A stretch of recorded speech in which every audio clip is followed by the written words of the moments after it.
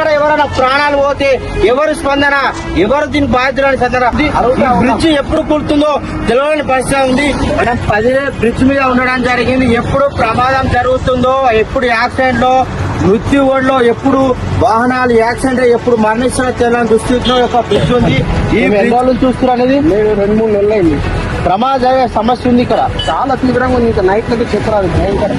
ఎవడో ఒకరు మృతి చెందాలి, చావాలని చూస్తున్నాం. నెల కంటే ఎక్కువనే అయింది. ఎవరు కూడా యాక్షన్ తీసుకోవట్లేదు. గవర్నమెంట్ ఉందా లేదా?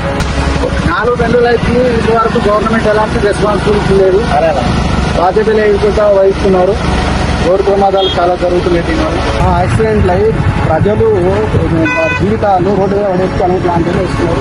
ఈ రోజు కనిపిస్తుంది కదా, ఇక్కడ క్లియర్ గా కనిపిస్తుంది. అక్కడ 8 రోజులైనా అక్కడ బోర్డు పెట్టి ఇట్లా మా ప్రజల ప్రాణాలతో తినడం ఈ బ్రిడ్జ్ కార్నర్ నుంచి మరమ్మతు చేస్తున్నామని ఇక్కడ మరమ్మతు చేస్తున్న అధికారులు చెప్తా ఉన్నారు. కానీ ఎక్కడ ఎప్పుడు ఎవరి ప్రాణాలు పోయే పరిస్థితి ఉందో అర్థం కాని పరిస్థితి ఉంది. వెంటనే రాష్ట్ర ప్రభుత్వం స్పందించాలి. ఇక్కడ ప్రాణాలు పోయే పరిస్థితి ఉన్నా కూడా ఈ విషయం జిల్లా కలెక్టర్ గారు తెలిసి కూడా, అదే విధంగా అధికారులకు తెలిసి కూడా ఎందుకు స్పందించాలని సందర్భం ఉన్నాం. ఇక్కడ ఎవరైనా ప్రాణాలు పోతే ఎవరు స్పందన, ఎవరు దీని బాధ్యులని సందర్భం అడుగుతా ఉన్నాం.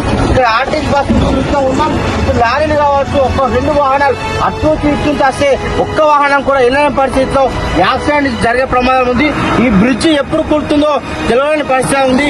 వెంటనే రాష్ట్ర ప్రభుత్వం స్పందించి ఇక బ్రిడ్జిను వెంటనే మరమ్మతు చేయాలని డిమాండ్ చేస్తా ఉంది.